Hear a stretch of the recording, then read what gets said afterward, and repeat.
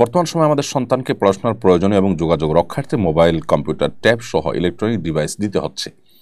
কিন্তু দুশ্চিন্তাও হচ্ছে যে তারা এসবের অসৎ ব্যবহার করছে কিনা, কোনো আপত্তিকর ওয়েবসাইটে ঢুকে যাচ্ছে কিনা। এক্ষেত্রে আমাদের করণীয় কি, আপনার সুচিন্তিত পরামর্শ কামনা করছি।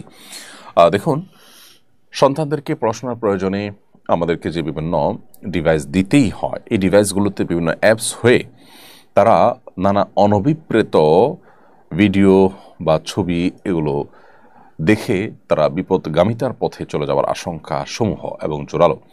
শুধু শিশুরা কেন, আমরা বড়রাই কি নিরাপদ? আমরাও বিপদগামিতার পথে পা বাড়াবার সমূহ আশঙ্কা থাকে।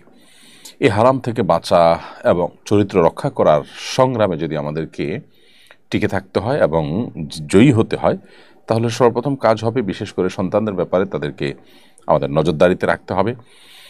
ডিভাইসগুলো আমাদের সামনে ব্যবহার করতে দিতে হবে। এমন হতে পারে যেমন আপনার কম্পিউটার বা ল্যাপটপ বাসার এমন একটা জায়গায় আপনি স্থাপন করলেন যে বাচ্চা কি ব্রাউজ করছে না করছে তার সবগুলো আপনি দেখতে পাচ্ছেন, আপনার নখদর্পণে থাকে। এটা করা উচিত। এটা যদি আমরা না করি তাহলে আমাদের অজান্তে, আমাদের অগোচরে সন্তান ভুল কোনো পথে পা বাড়াতে পারে। এটা একটি বিষয়। দ্বিতীয়ত হলো, আমরা জানি যে আজকাল বেশ কিছু অ্যাপ, বেশ কিছু প্রোগ্রাম বের হয়েছে যেগুলো আমাদের সন্তানদেরকে এবং আমাদেরকেও এরকম হারাম বিভিন্ন চিত্র বা ফুটেজ, ভিডিও এগুলো দেখা থেকে বেঁচে থাকতে সাহায্য করে, সহযোগিতা করে। যেমন কাহাফ গার্ড, এটি বেশ চমৎকার একটি অ্যাপ। আমি নিজেও আমার মোবাইলে এটিকে ডাউনলোড করেছি। এটির ফলে যেটি হয়, যে কোনো হারাম চিত্র বা হারাম কোনো ফুটেজ আমাদের মোবাইলে যদি আসে সেটি অটোমেটিক ব্লার হয়ে যায়।